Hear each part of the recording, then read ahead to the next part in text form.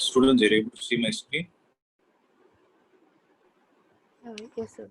Yes, sir. Okay. So, today we'll be starting Newton's laws of motion. Okay.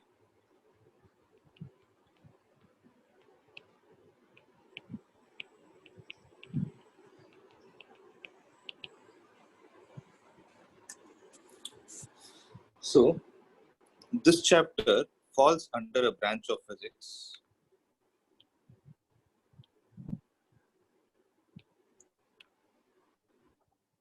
So, this chapter falls under a branch of physics called dynamics, right? So, you people know what is dynamics. So, in dynamics, we are concerned about motion of an object along with its cause. Tell me one thing. So, what is the main cause for the motion of an object, guys? So, in the previous two chapters, we never discussed about what is a motion, cause behind the motion.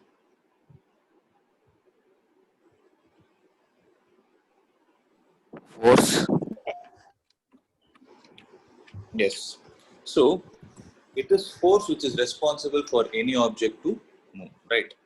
So, in this chapter, our main context of discussion is going to be when we say Newton's laws of motion, it is going to be a main discussion about force. So, when I talk about force,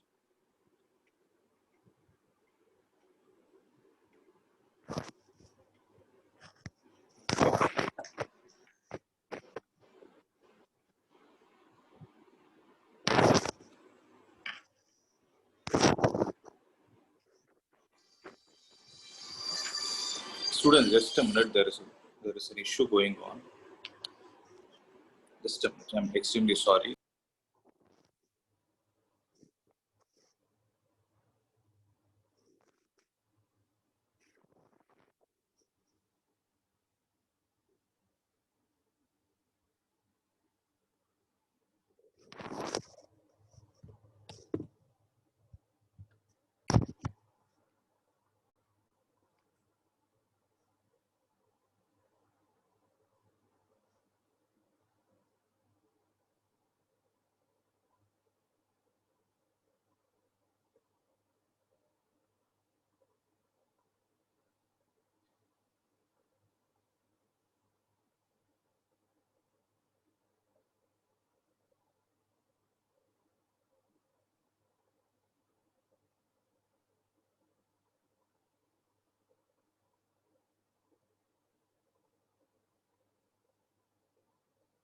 What's the max level in Pokemon Go?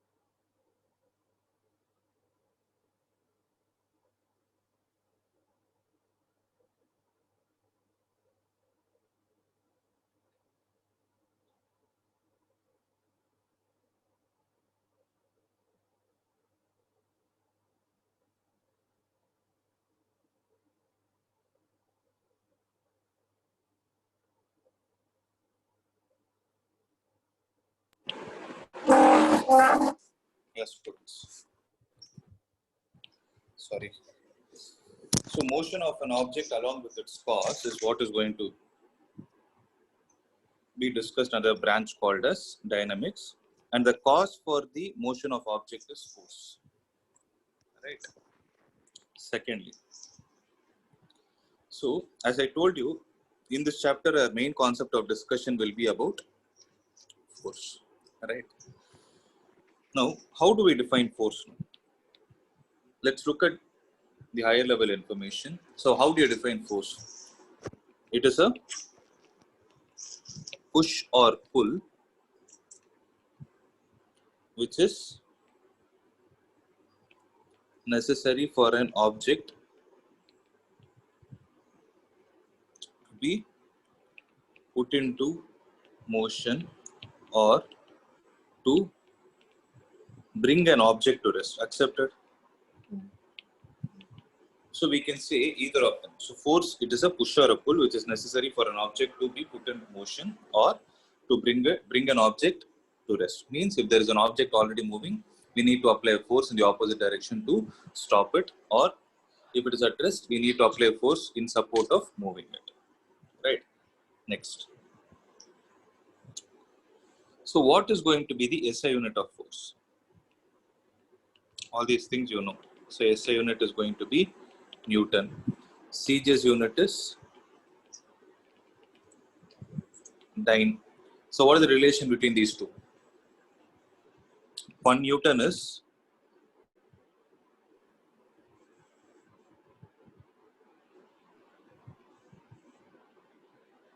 10^4 time. 10 power 5. So because Newton is 1 kilogram meter per second square. Dyne is 1 gram centimeter per second square.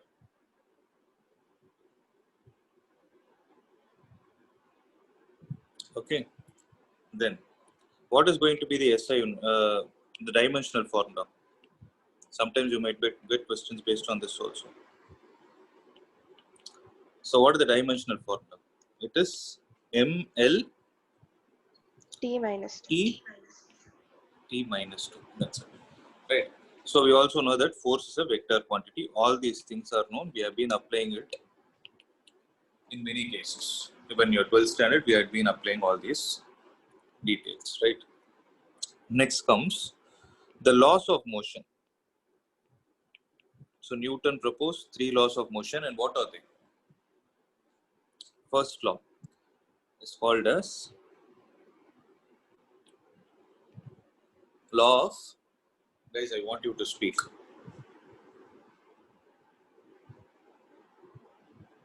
So what is the Newton's first law called as? We Law of either call it as inertia. Newton's. Inertia. So it is called as law of inertia, right? So how do we state it? Any object continues to be in state of what? Rest or uniform motion. Yes. Any object continues to be in the state of rest or uniform motion until and unless what? An external force is applied. Very good. So I wanted to stress on one point. So here I told you the word force, right? Force is responsible for the object to move. But the important question that we need to answer here is, which force are we trying to talk about? Are we trying to talk about external force or internal force? External. External force means we'll be dealing with objects which have macroscopic properties, and we'll mainly concentrate on its center of mass. Okay. So what it is, we will see later. So until and unless an external force is applied on it. And one more important point is, many people think that law of inertia deals with object which has motion. So it should not have some random motion, rather it is supposed to have uniform motion. So what do you mean by uniform motion, guys? Equal distances are covered in equal intervals of time. Yes. So that is definition. And mathematically, the velocity of the object is going to be constant throughout its motion. Am I right? So when you talk about uniform motion, velocity is going to be constant throughout its motion until and unless there is an external force applied on it. So whether an object is at rest, that is when velocity is equal to 0 or velocity is equal to constant, what can I say about its acceleration? 0. 0. So what does force have to do? 0. Yes. So force, we know that, okay, we'll see the next law. Then we'll come to this concept. So before that, I have a question. What do you mean by inertia?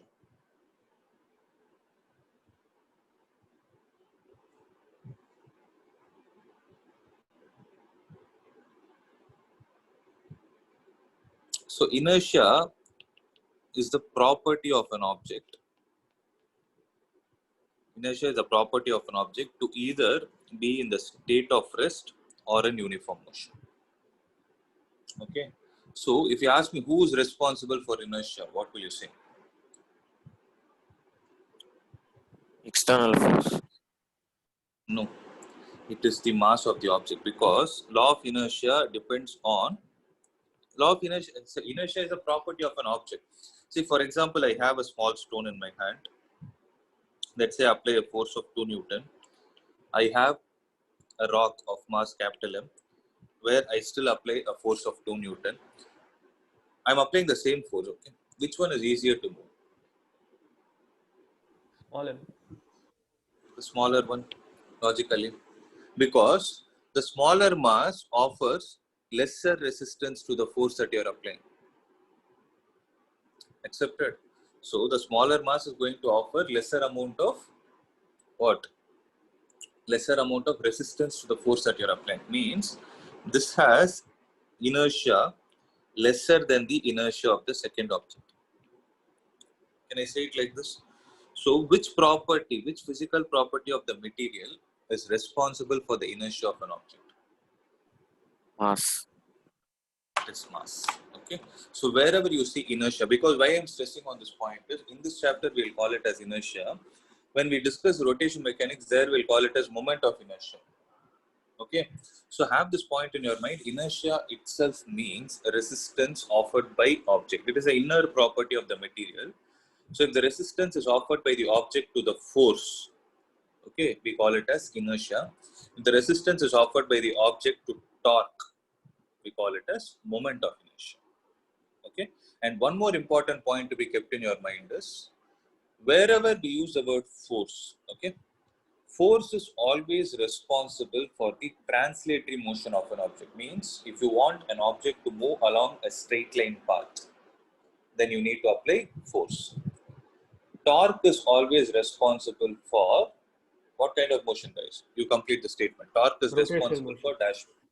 Yes, Rotation. rotation motion. If you want to put an object in a rotation motion, I'm not talking about circular motion, okay?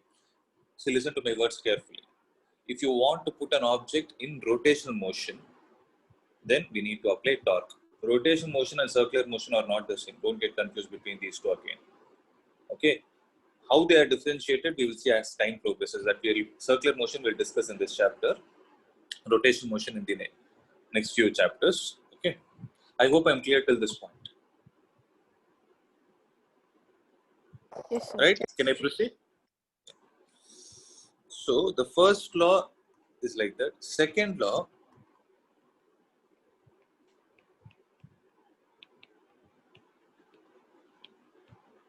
so what does Newton's second law of motion state?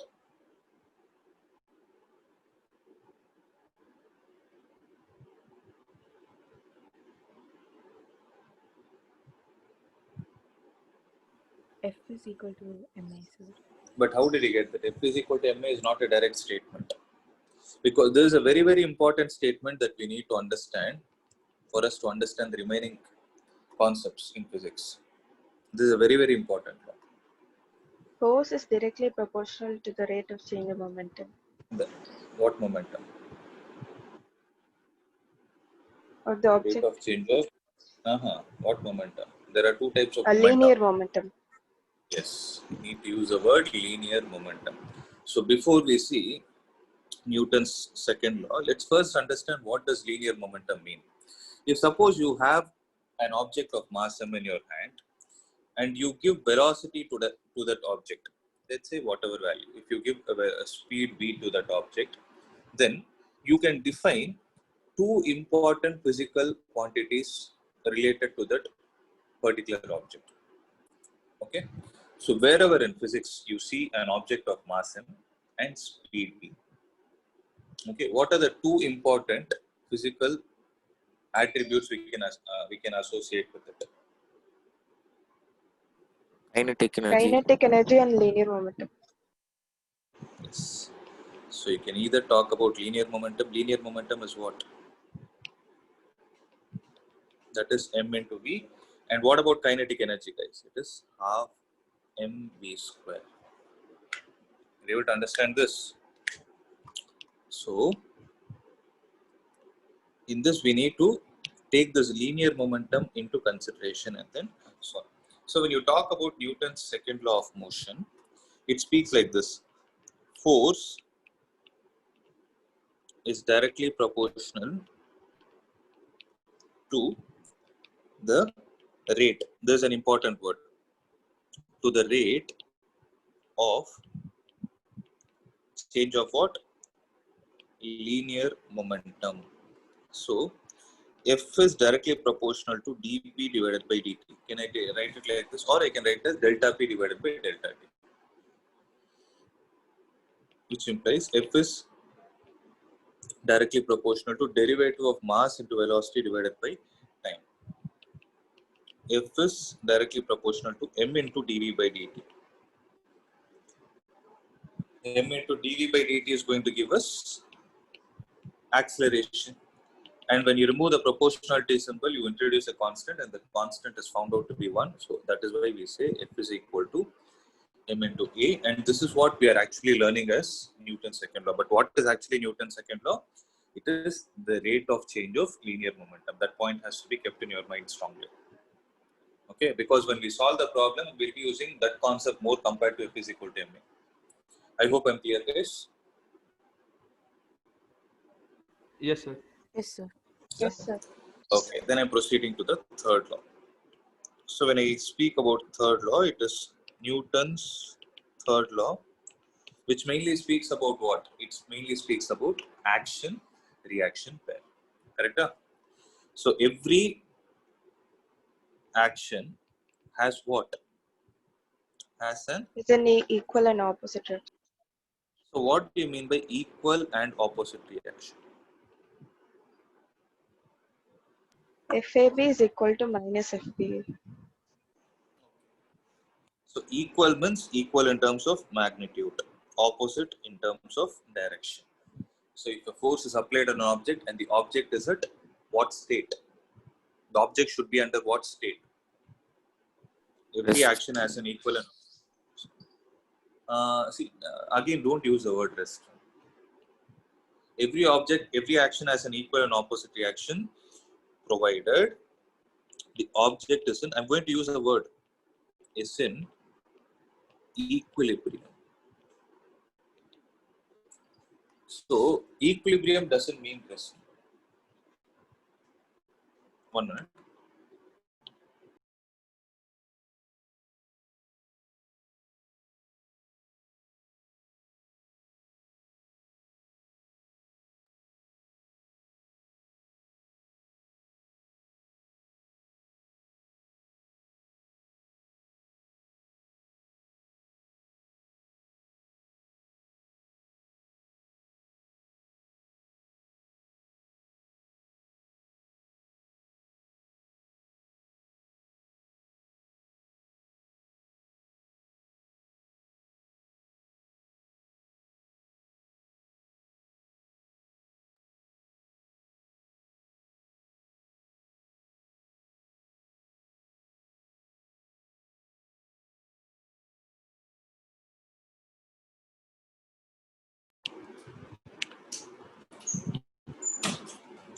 So every action has an equal and opposite reaction, provided the object is in equilibrium. Sorry, guys. Yeah, tell me, what does equilibrium mean?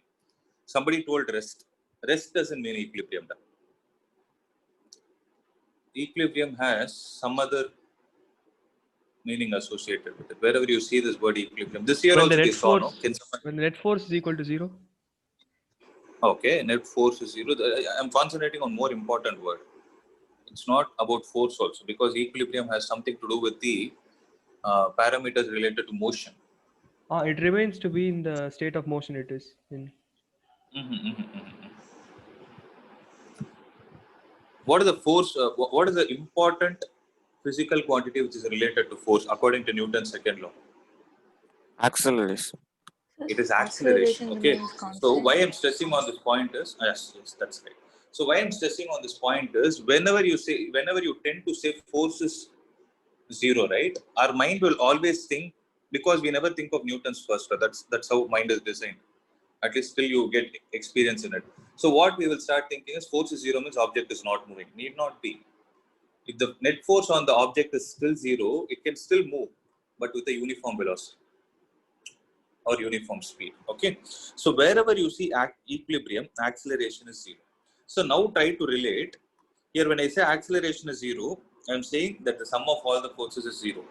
Right. If I take this A is equal to 0 and substitute it here also I'm getting F is equal to 0 in Newton's second law. And what does Newton's first law say? The object continues to be in the state of rest. When will it be at rest? When the net force is 0. When will it be in uniform motion? Still when the net force is 0. Until and unless there is an external force applied on the object. Are you guys able to understand one important point? That all the three laws are the same. You're able to understand? Yes, all the three laws are the same, but we have given different statements to it. So it is only for us to simplify and apply it at different situations. For example, if I give you a question like there is a block which is lying on a table, then the weight of the object will act downwards and the normal force will act upwards. So object is an equilibrium. It is an equilibrium because the net force is going to be 0. That time you will apply n plus of minus mg is equal to 0. Right? N plus of minus mg is equal to 0. Which law did I apply here? Third law. I actually applied second law. Because what does second law speak of? Concentrate, okay? If there is any confusion, please ask me. So second law mainly speaks about, I'm going to add an extra term, sigma F is equal to m into A. Listen to it. Correct? Sigma F is equal to m into A means sum of all the forces acting on the object is equal to mass of the object into its acceleration. So what are all the forces that are acting on this object in the vertical direction? One is normal and the second is mg with a plus sign in between them because sum of all the forces. But since force is a vector quantity, we need to give a direction to it. If n is taken positive, mg is taken as negative. Did you guys understand what I wrote? Sum of all the forces is equal to mass of this block into its acceleration, which is 0. So n plus of minus mg is equal to 0. You get n is equal to mg. So try to understand one thing. The first step that I applied is actually Newton's second law. Because I wrote sigma F is equal to m into A. But the last step that I have obtained is Newton's, fill the third law. blank, is Newton's third law. I hope you are able to visualize it, right? So they both are the same. So are you clear with what exactly equilibrium is? This year also we have discussed. Can someone tell me where equilibrium was discussed? In your second chapter, that's the hint I can give you. In second chapter, there was a concept called equilibrium. Equilibrium for what? When something is placed in external electric field. Let me see how you are connecting the dots.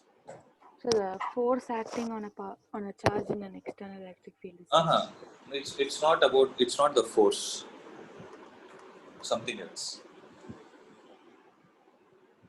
I would have discussed saying that there is something called a stable equilibrium and unstable equilibrium. Which concept did we discuss? I'm asking the concept. I'm not even. Torque experienced by a type.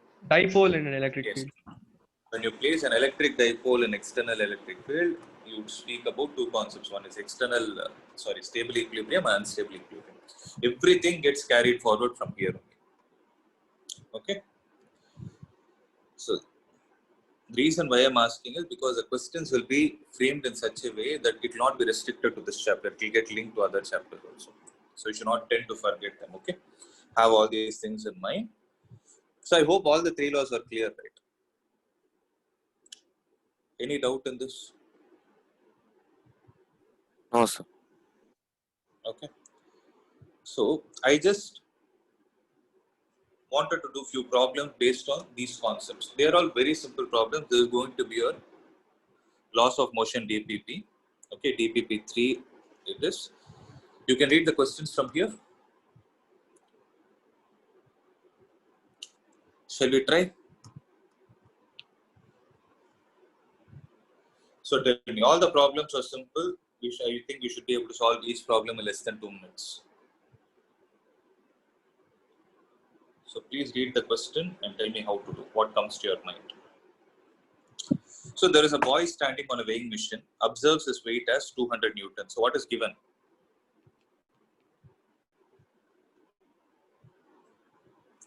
His weight. What do you mean by weight of an object? So what is the difference between mass and weight, guys? Weight is a force, mass is a property. Yes, mass is a property. That property, what does it do? So what information does mass give you? Sir, acceleration is, the weight is due to the Earth's acceleration due to gravity. Yeah, that's right. So weight is, that's what he told, force. Weight is force, right? The force with which the earth is trying to attract the object towards its center. That is the meaning of weight. So weight is given as mg. Why we write it as mg is because again we are applying Newton's second law only, m into a. What is the acceleration with which earth will pull towards its center? It will be g. That is why a is replaced with g. That is why we call this parameter is what we call it as weight. So mass is nothing but the sum of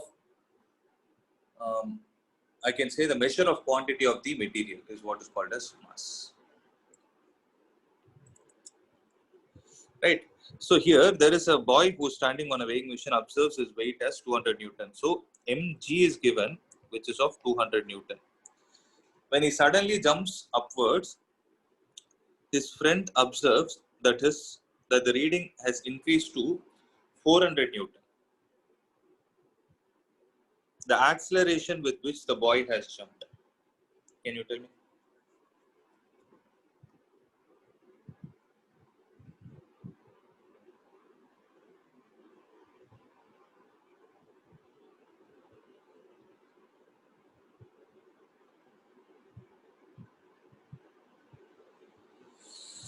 So try to visualize it, okay? Let's say there is a weighing machine. So a person is standing on top of it. So the weighing machine is exactly showing his weight, which is 200 Newton, accepted. So when he's jumping, what is the reading shown by the weighing machine? 400. 400. Now tell me one thing. Initially it was showing 200 because he was standing on it. Now when he's jumping, why is it showing 400? Because he has applied an extra force of how much value in addition to the 200 Newton which was already being shown? 200. 200. So that extra force is what is the acceleration with which he is jumping. Can I say it like that? You're able to understand, guys?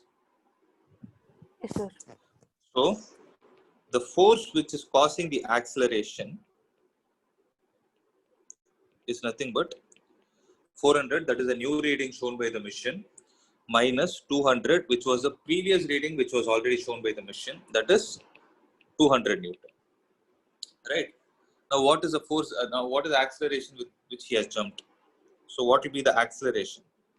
So acceleration will be F divided by M, that is the extra force divided by his mass. So that will be 200 divided by, what is the mass of the person? If you take G to be 10, but I see all the options in decimals. We'll at least try to find the approximate answer, okay? So what will be the mass of the person? 20. If I take G as 10, so 10. So it will be 9.8 meters per second. So that is the acceleration with which he has jumped for the weighing machine to show a new reading of 400 Newton. So did you understand this question?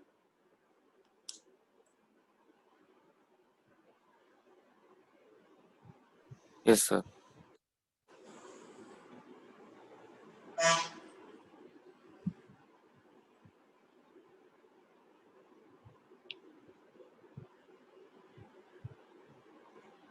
Shall I move on to the next one?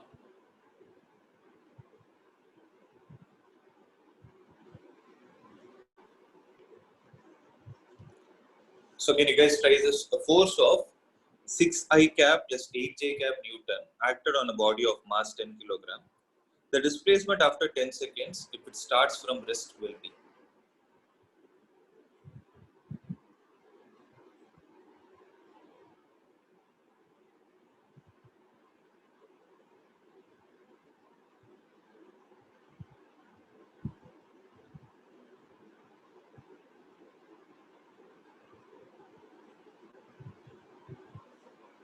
So there is a force of 6I cap plus 8J cap Newton acted on a body of mass 10 kilogram. The displacement after 10 seconds, once it has started from rest. So since the question is related to displacement, you know displacement, time is given. So what formula can you use to find the displacement of an object? So we find acceleration first. Yes. So wherever you have force, no? So wherever you find force, try to have in your mind that the object has acceleration. So what is the acceleration of this? F divided by m. That is 6I cap plus 8J cap divided by, what is the mass of the object? Is 10. 10. So it will be 3 by 5I cap plus 4 by 5J cap. These many meters per second square. This is acceleration. Now they are asking the displacement. S vector is equal to U vector into T plus half into A vector T square. They have told the object has started from rest. So this parameter becomes 0, which implies, what is S vector? S vector is half into acceleration, that is 3 by 5I cap plus 4 by 5J cap into T square, that is going to be 100. 50. So what will be the answer? 30I cap plus 40J cap. These many meters, but if you look at all the options are in terms of magnitude. So 30I cap plus 40J cap, what is the magnitude of it? 30, 40, 50. and 50.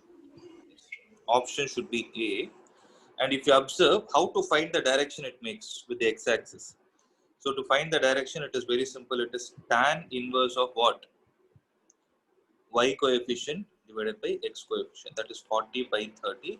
Answer will be tan inverse 4 by 3. So both are satisfied. 50 meter and tan inverse 4 by 3 with x-axis. Sir இப்போ முதலே acceleration கண்டுபிடிக்கும் போது ஃபோர்ஸை வந்து √6² + 8² பண்ணி பண்ணலாமா? You can write it. பண்ணலாம். But என்னன்னா see, you cannot find this tan inverse. No? Direction எப்படி கண்டுபிடிப்பேன்? சார் அதே மாதிரி 8/6. Because this, yeah, 8/6 பண்ணலாம். But okay, you want to say that the object is accelerating in the same direction as that of the force. That You is can say that. Yeah, that you can say. No other point. Yeah, because it's not a resistive force, yes, you can do that. But had it been a resistive force, okay? For example, they have told the force of 6I cap plus 8J cap Newton, which is a resistive force acting on the system, then your answer would have been completely different. Okay. So another question, but you need to be careful with that aspect. Okay, Yes. here it is a supportive force. Okay, sir. Right? Yeah. So please make a note of it.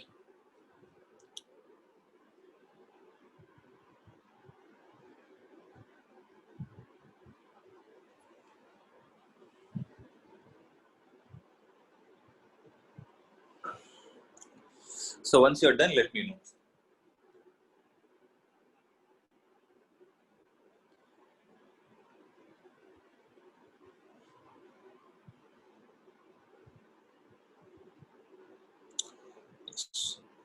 So now listen.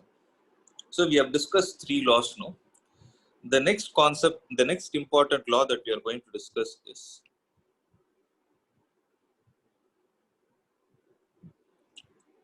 law of, or I'll say, conservation of linear momentum. Law of conservation of linear momentum. Okay. So try to understand the meaning of every term in terms of physics. Okay. What do you mean by conservation? Conservation is something which remains unchanged with respect to time. Something which is going to remain the same with respect to time. So here, conservation of which physical quantity are we trying to conserve? Conserve means we are trying to preserve it. It is not lost. So conservation of linear momentum. So what exactly do we mean by this? Linear momentum doesn't change with respect to Linear time. momentum doesn't change with respect to time. Now comes an important question to be answered. Is the linear momentum of one object that you're speaking, or is it the linear momentum of a system of particles that you're speaking? System means you have more than one particle, according to me. Okay, even one particle is a system, that's no doubt. But when I say system of particles, I'm trying to speak about more than one particle. So I'm repeating the question. When I say conservation of linear momentum, you told me that linear momentum remains unchanged, remains constant with respect to time. Okay, accepted. So when I speak about the linear momentum remaining constant, am I speaking about a single object or system of particles? Rather, I'll put the question in a different way. Is it applicable only for single particle, or is it applicable even for system of particles? System of Sum of particles. particles. Yes, it is applicable for system of particles. Okay. So, mathematically, tell me guys, what do you mean by conservation of linear momentum? Let's say you have two objects of mass m1 and m2. They can move in any direction they want. Let's say this is u1, this is u2. Okay. Let's say they are getting collided. They undergo a process of collision. That is, they meet each other, again get separated. After they get separated, let's say the object m1 is having velocity in this direction and object m2 is having velocity in some random direction. Okay, try to understand these two. Now, I don't know what is, see, if I want to write the mathematical statement for this conservation of linear momentum, from this diagram, how will you write it? If I give you an option to write, how will you write? So what do you mean by linear momentum in the first place? Mass of an object multiplied with its velocity at that time. Accepted. Right. But So M1 U1 plus M2 U2 is equal to M1 V1 yes. plus So M2 what is the V2. initial momentum? M1 U1 plus M2 U2. And what is the final momentum of system? I'm not talking about the particle. Final momentum is M1 V1 plus M2 V2. So, according to conservation of linear momentum, M1 U1 plus M2 U2 will be equal to M1 V1 plus M2 V2. Accepted? Right? This is what you told, right? Yes, sir. But there is a small mistake in it. Everything is right. We need to add something to make the statement right. The For that, you have to, minus for that you have to look at the diagram that I gave.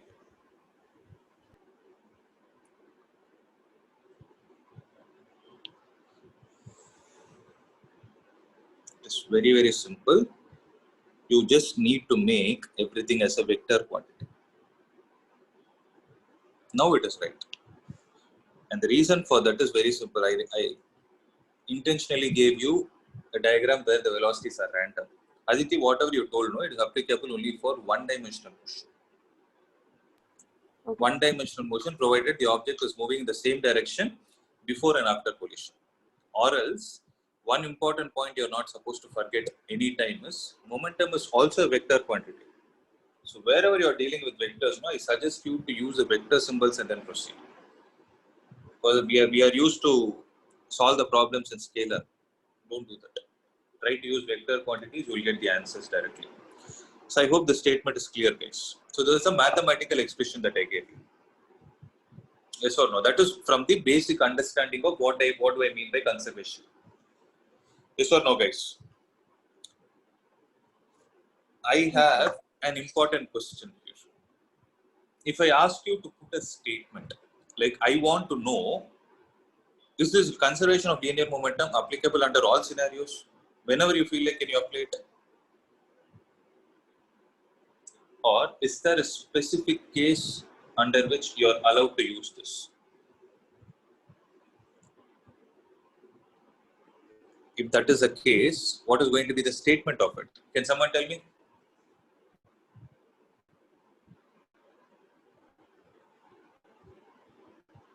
Let's see how you are connecting the dots.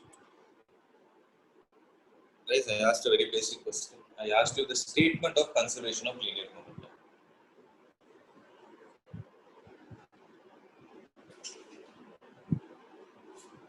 So total initial momentum of the system is equal to total final. Yeah, initial momentum is equal to final momentum, provided what?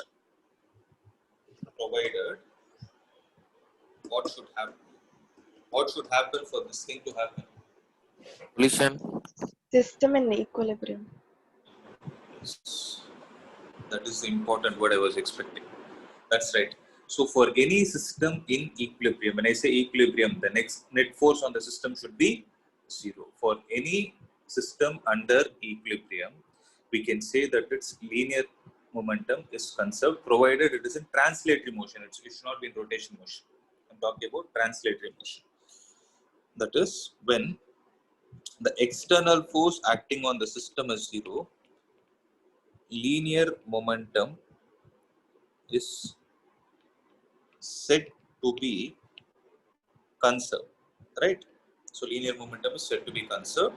So sigma F external, I'm again going back to second law. Can I write it as delta P by delta T?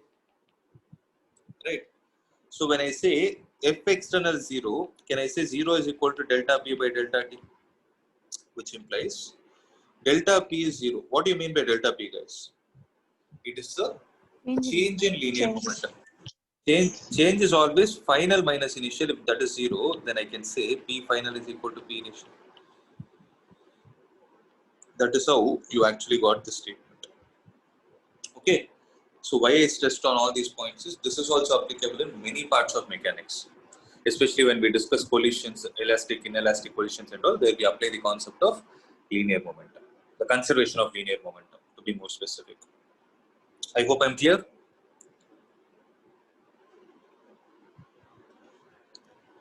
So the next is the different kinds of problems where we apply this is boat-man problems.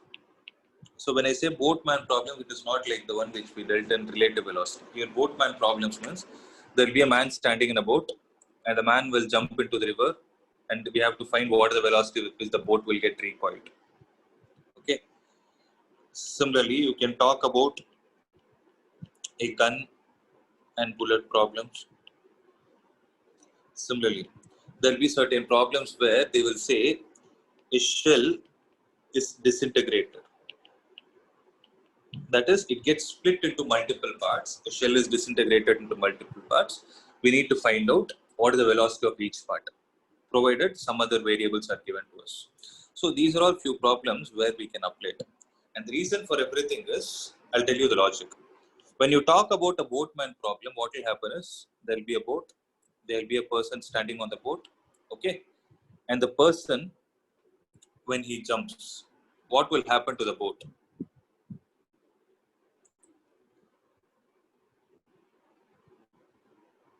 The boat will move in the backward direction. Okay. Here, if you observe, nobody is pushing him. There is no external force acting on the system. It is only because of the internal force of the system he is able to. Maybe it's the friction. The friction that is existing between his legs and the boat is what is causing the motion of the boat in the backward direction. Okay, but that is again going to be an internal force of the system. Externally, there is no force. Similarly, when you talk about a gun and a bullet problem, what will happen? You have a gun, bullet is fired, when the bullet is traveling in this direction, what will happen to the gun? The gun will experience a recoil. So they'll ask you about recoil velocity. That time, so wherever you see this recoil velocity, the thing that should come to your mind is conservation of linear momentum. Similarly, they will say there will be another problem. They will say there is a shell which is thrown. Okay, the shell will suddenly go to some point and it will get disintegrated to 3 other subparticles. Okay, here the question is, how is the shell getting disintegrated? It is because of the inner nuclear force that is happening. Again, there is no external force acting on the system which is responsible for its disintegration. So at that time also we will be applying conservation of linear momentum. Am I clear, guys? Yes, sir. Okay. Now see, let's try to solve 2 problems based on it. So there is a boat of mass 1000 kilogram that is moving with a velocity of 5 meters per second. There is a person of mass 60 kilogram jumps into the boat. The velocity of the boat with respect to the person. Can you guys try this? So I'll give you an outline. You need to look at the system. This is how many particle system, how many particles are there in this, including the man is also 2. a particle. So it's a 2 particle system. So there should be 2 masses. Right? Collect the data. M1 is how much? 1000 kg. That is good. Okay, you want to take the boat as M1. Okay, M1 is 1000 kilogram, 1 ton. M2 is 60 kilogram. Okay. Velocity of the first person, that is what is the velocity of the boat, provided the velocity with which the person is jumping is 5 meters per second. Okay. So here, Sir, I hope you velocity understood. of the boat is 5 meters per second. The boat of mass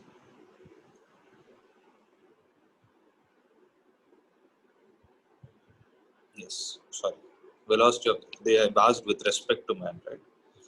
So velocity of the boat is 5 meters per second.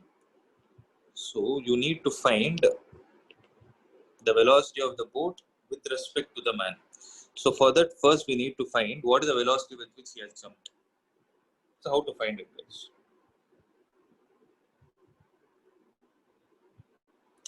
So when I talk about the initial momentum,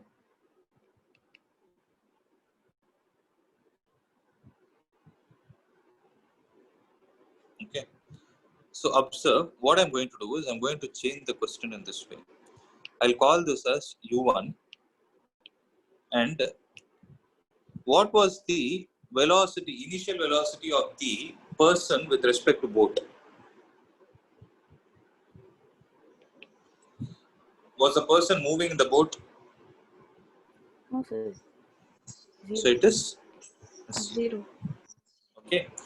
So V1, we don't know what it is, and V2 also we don't know what it is. Okay, so how do we solve? So since they have asked the velocity of the person with respect to the boat, okay. So initial momentum of the system is 1000 into 5 plus 60 into 0. Accepted?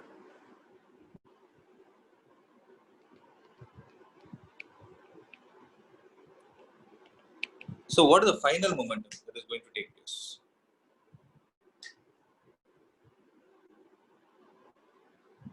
Thousand V1 plus 60 V2. But here you need to understand one important point. When they say velocity of the boat, so it is not with respect to, I read the question wrongly. Find the velocity of the boat with the person. Okay. Find the velocity of the boat with the person means just before he leaves, okay, what was the momentum that was there? Means they both have the same velocity as the person is still in contact with the boat. You're able to understand this point. This the keyword. Please understand this. They're asking the velocity of the boat with the person will be. So when this is a type of question, they both have a common velocity v. So what will be the final momentum of the system? So the system has a total mass of how much finally? It is the mass of the boat plus the mass of the person multiplied with the common velocity with which he has jumped. Okay, so that will be 5,000 is equal to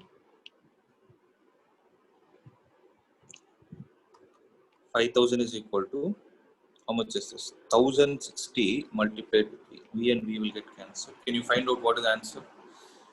500 divided by 100 is 5. By 106 it will be less than 5.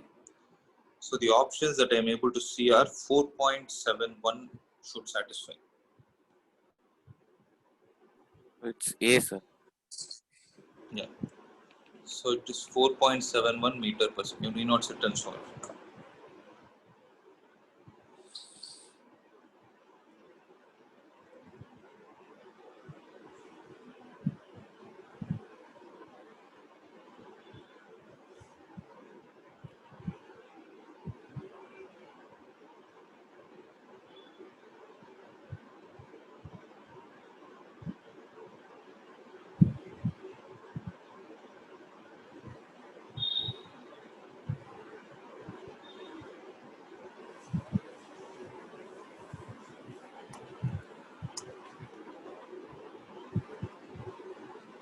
Okay.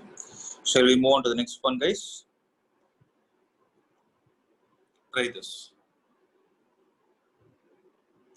A disc of mass 10 gram is kept horizontally in air by firing bullets of mass 5 kilogram, each at a rate of 10 per second. Means per second there are 10 bullets going and hitting.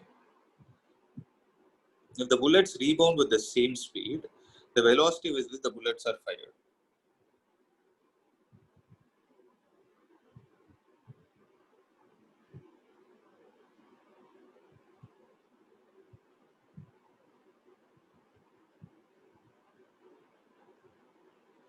So how to do this? Can you guys first understand the question?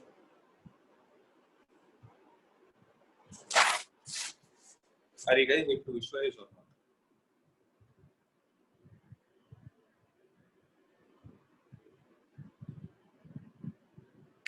See, I'll show you.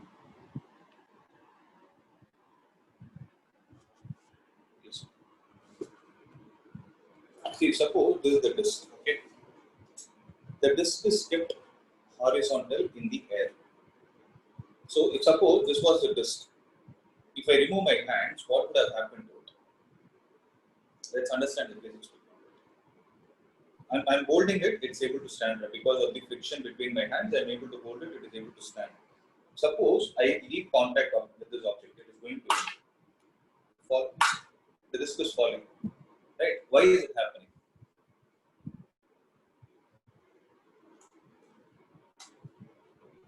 So it's a simple question. Why is the disc falling? Gravity. Gravity, sir. Because of its weight. The mass is there, acceleration due to gravity, its weight is pulling downwards. But for me to balance this weight in the air, okay, it is not in contact with any object where I can apply a contact force to apply Newton's third law. So what they are doing is they are firing bullets, okay, they are firing bullets in the opposite direction, such that the bullet is hitting and rebounding with the same velocity. It is hitting and rebounding. So per second, how many bullets are thrown at this object? Read the question. So how many 10. bullets are thrown? There are 10 bullets that are thrown per second, and the bullets. So bullets mass is 5 gram, and the bullet is rebounding with the same speed. The velocity with which the bullets are fired is the question. We need to find out the velocity with which the bullets are fired. Right? I hope you are able to visualize what I tried to say.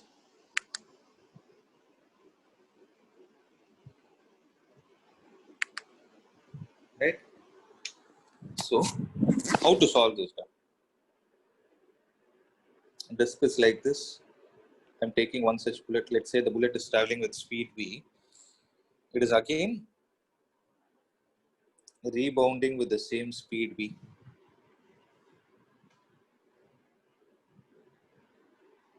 right? Now tell me, what are all the forces that are actually balancing the system? Because it is in the air, kept horizontally, it is in the air. What are all the balance forces that are acting? And in what direction are the balance forces supposed to act?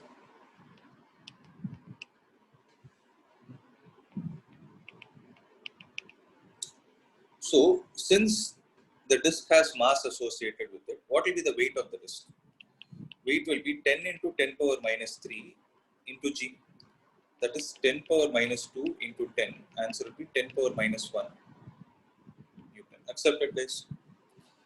To balance this 10 power minus 1 Newton, what should be the force exerted by the bullets at that instant during the time of collision? So, force exerted by bullets. Okay. So, how do we calculate it? Tell me.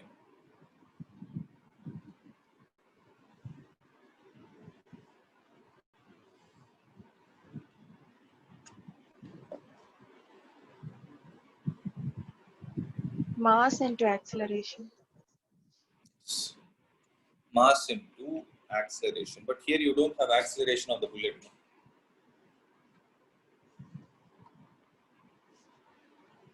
So you don't have acceleration of the bullet. Again and see, time and again you people are forgetting the main context behind this F is equal to ma.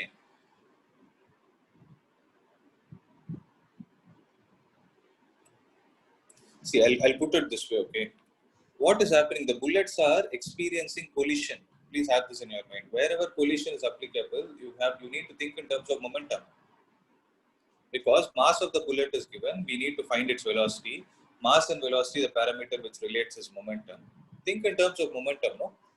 So force exerted by the bullet is equal to, can I say it is like this rate of change of linear momentum of them?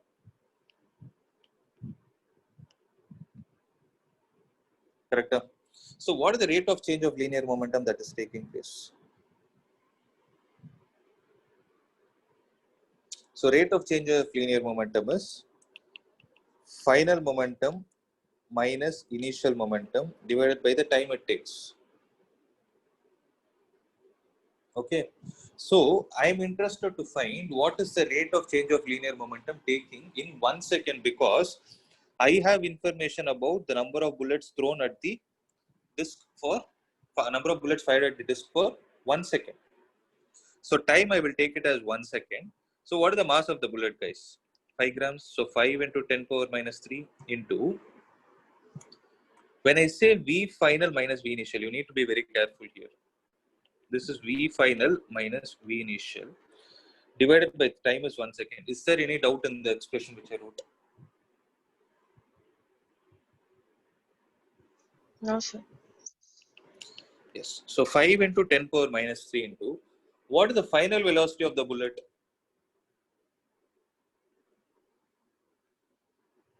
Zero. Read the, no. How is it zero? It is not going and getting stuck to the disk. You didn't read the question. It is rebounding with the same speed. Means if I drew it here, no, it is same V.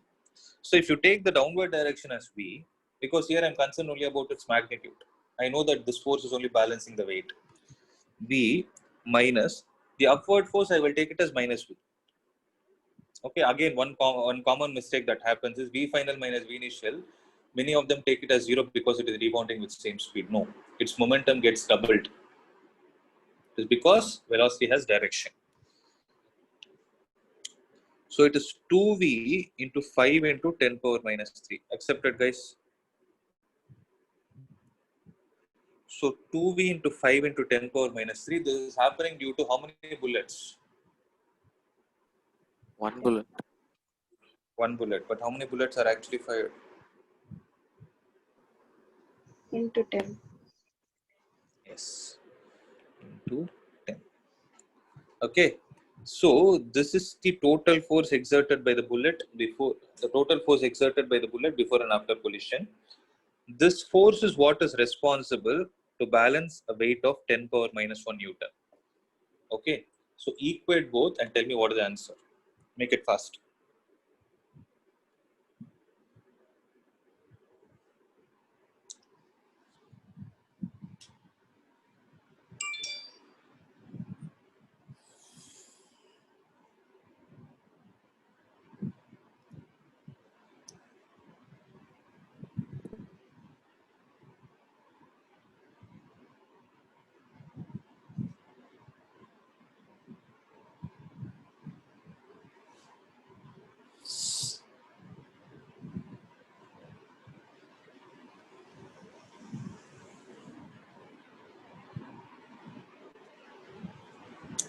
So velocity came as 1. One. One what? 1 meter per second. Now 1 meter per square. No. Okay. No, 1 meter per second. So 1 meter per second is 100 centimeter per second. So what is the answer near to 100? It is 98. They would have got 98 because they took G as 9.8. But I hope you all understood what is the physics behind this problem, right?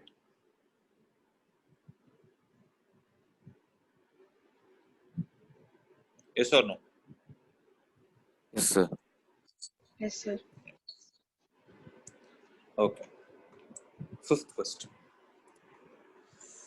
So there is a fireman who has to carry an injured person of mass 40 kilogram from the top of the building with the help of a rope, which can withstand a load of 100 kilogram.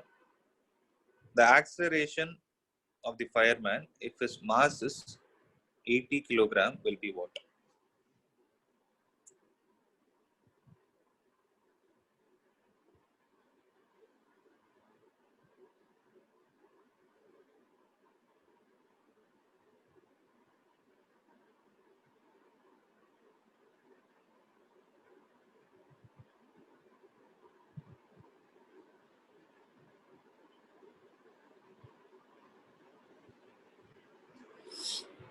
Okay. So how to do this problem?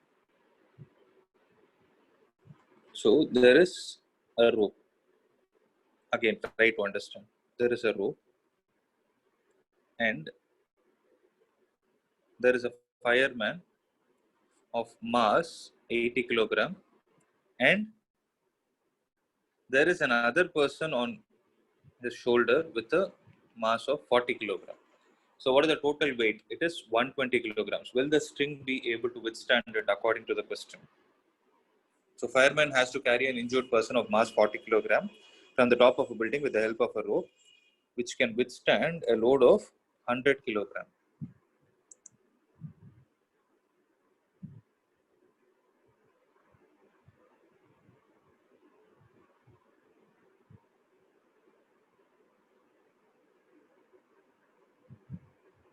So they're asking the acceleration of the fireman if his mass is 80 kilograms. What is it going to be? Why are they suddenly asking about acceleration? Why does he need to accelerate in the first place? So that he can like come on before the rope snaps. So that He can get down before the rope snaps. yes, that's a perfect answer. So the rope will get snapped under what scenario?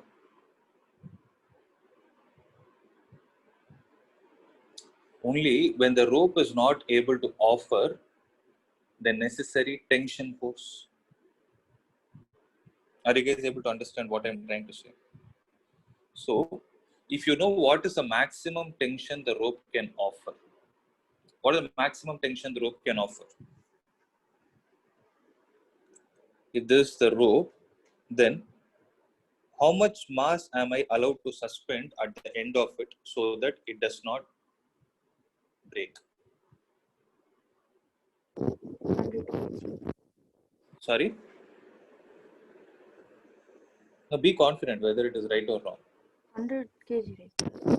Yes, you can suspend a mass of 100 kilograms at the bottom so that it does not break. And what is the maximum tension that it can offer? 1000 Maximum Newton. tension. Yes. If you take it as 10, it will be 1000 Newton that it can offer. But 40 plus 80, how much is happening? What is the weight that is acting? 120 kilograms. So 120 kilograms. So obviously it is going to break. But if you give enough time for the tension to withstand it, it will not break. For that reason, what should happen is the person should start accelerating. He cannot move slowly. He cannot move under equilibrium condition. He has to start accelerating.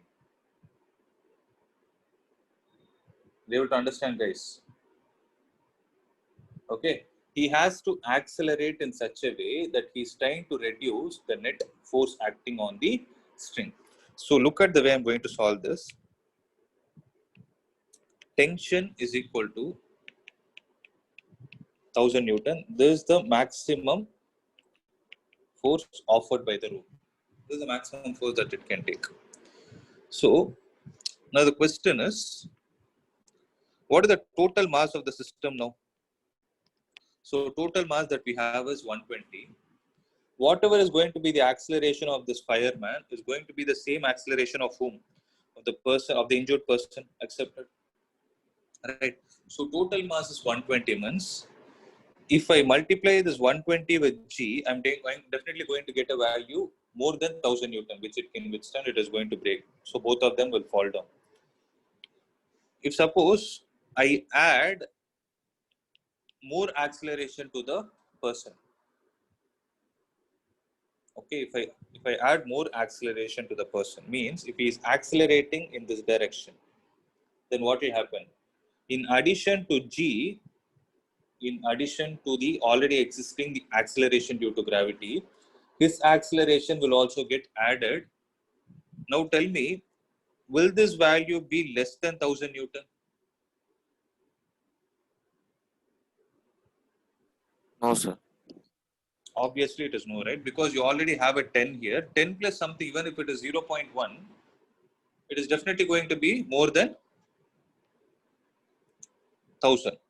So what is he supposed to do? He needs to actually retard in the downward direction. He needs to come slowly in the downward direction so that the force that he is exerting on the string or the rope is this.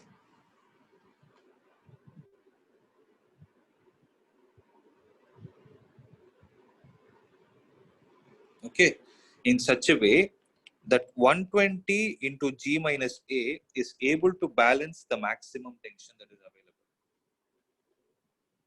Did you understand what I wrote here? So 120 and this is gone. Sir, why So is there G minus? minus, because see, if I write a plus A, what will happen?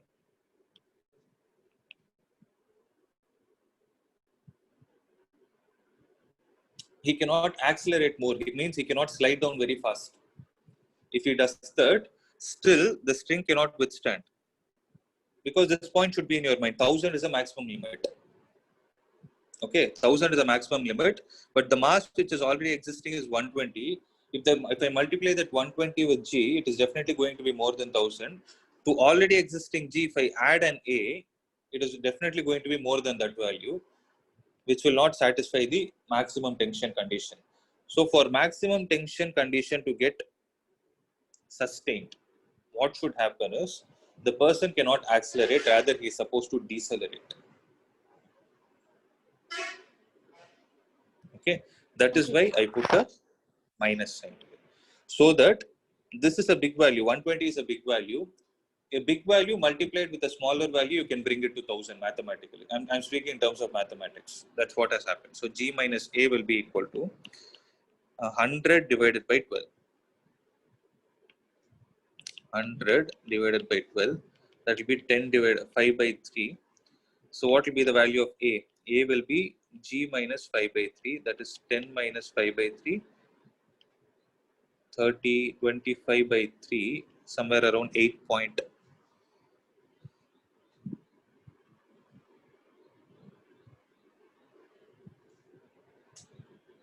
Oh, this is 100 by 3, sorry. 50 by 3.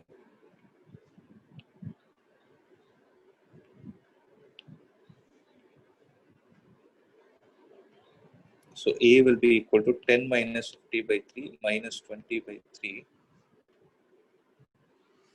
Check the calculation part.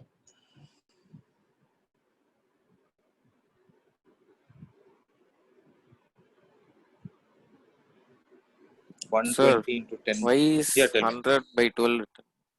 Again, Oh, 100 by 12. by 6. Yeah. 100 by 12, right? Yeah. Now it will be 50 by 6 or 25 by 3, correct? Now it will be 25 by 3. So 25 by 3 means how much is it? So A will be equal to 10 minus 25 by 3, that is 5 by 3. 5 by 3 is less than 2, 1 point something. So 1 point something, answer is C. So tell me, are you guys clear with the concept? Yes, sir. 1.7. This is what happens.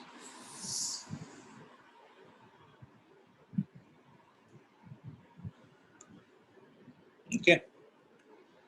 We'll move on to the next one. So next one is easy, guys. You try, no? There is an object of mass 0.02 kilogram falls from a height of 5 meter into a pile of sand.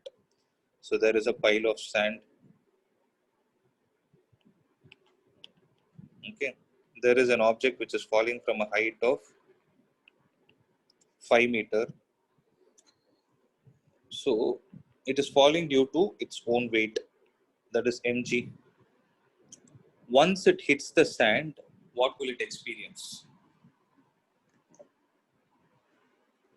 It will start experiencing a reaction from the sand. But unfortunately, what will happen is the sand cannot exert an equal amount of reaction force to completely stop the mass there itself. So who will have more velocity or who will have more force?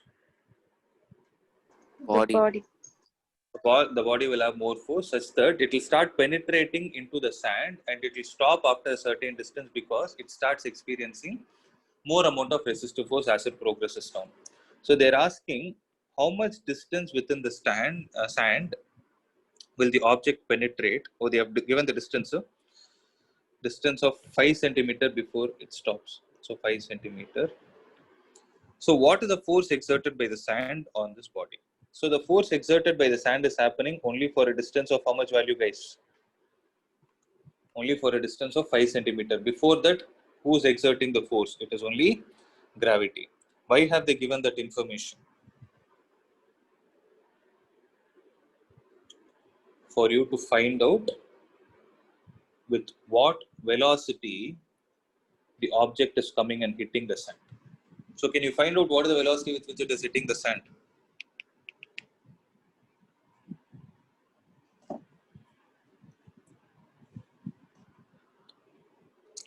V square minus u square is equal to 2as. This is before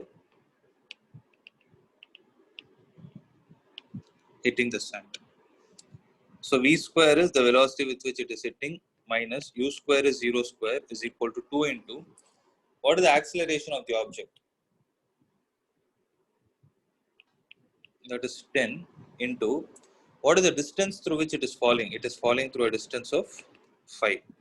So v will be equal to 100 at 10 meter per second. So this is the initial velocity of the sand. Sorry, initial velocity of the ball at the beginning of the sand. What will be the final velocity when it is stopping?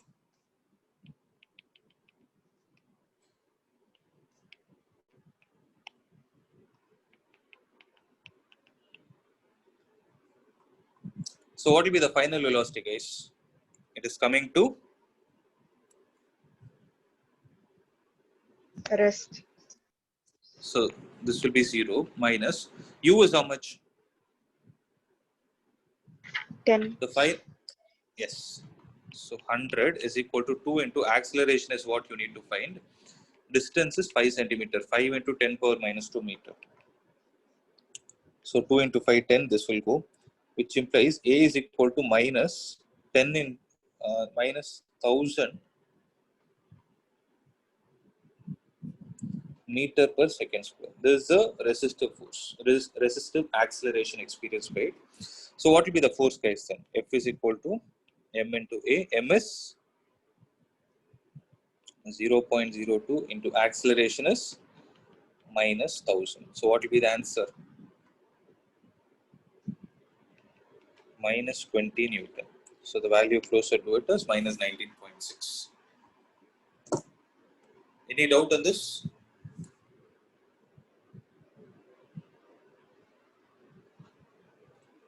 No, sir. Okay.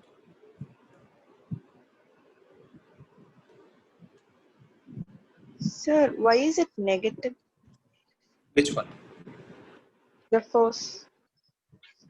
Because it's a resistive force. No? Because see, what force the sand has exerted on the object, it is because of the resistive force offered by the sand only the body is coming to rest.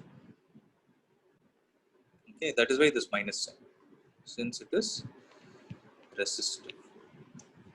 Am I clear? Yes, sir, but okay. Yeah, any other doubt? No, No, sir. sir. Okay.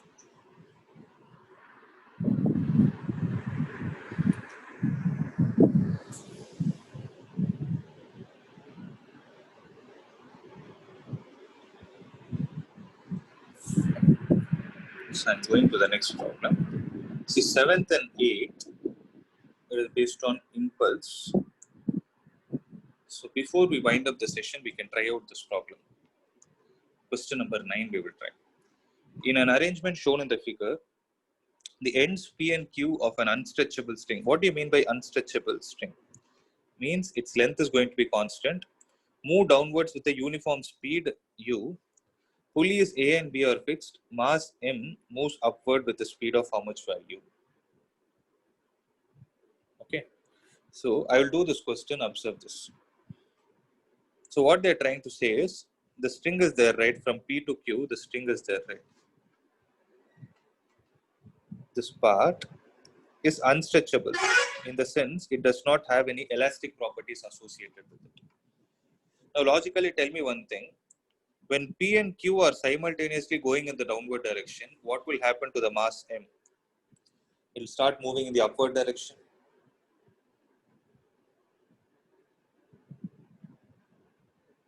Yes or no? Yes, sir. So it start moving in the upward direction, right? When it is moving, they're saying when P and Q are moving in the downward direction with speed U, what will be the velocity obtained by capital mass M? Okay. So the reason why I chose this problem is it is based on differentiation. Observe. How you need to solve this question is, suppose I take this distance to be A and this distance to be B, or I will take X and Y.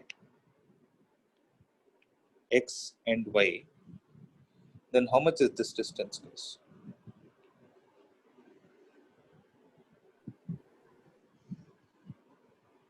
Root over x square plus y square. Root of x square plus y square. If I call this as L, okay, can I say that these 2 points, the distance between these 2 points is fixed always?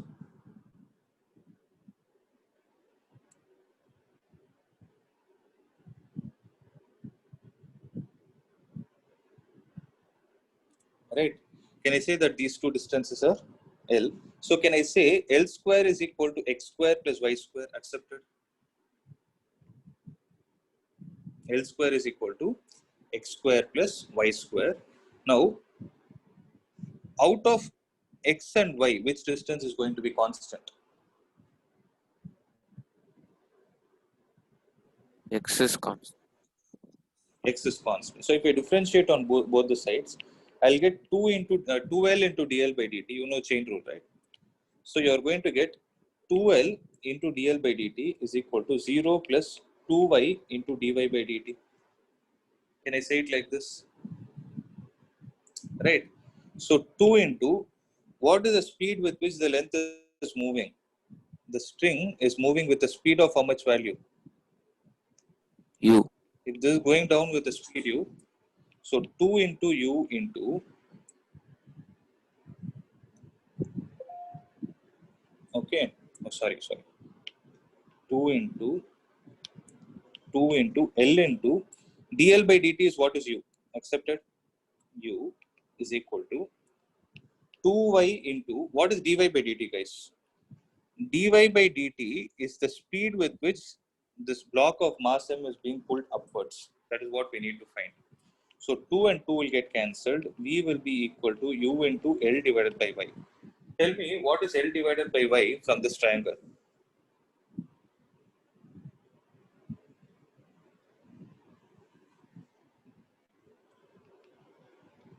So look at the triangle. What is Cos L theta. divided by y? L divided by y is not cos theta. L divided by y is secant theta. Secant. So u secant theta, or this can be written as u by cos theta. Did you understand? So this type of a question is called constraint equations based question. So the meaning of constraint is it is restricted. Okay, I just wanted to explain this problem. I did it. Okay, how this has come, how to think when these kind of problems come, that I'll explain it in the next class. Okay, any other doubt, guys? Any other doubt?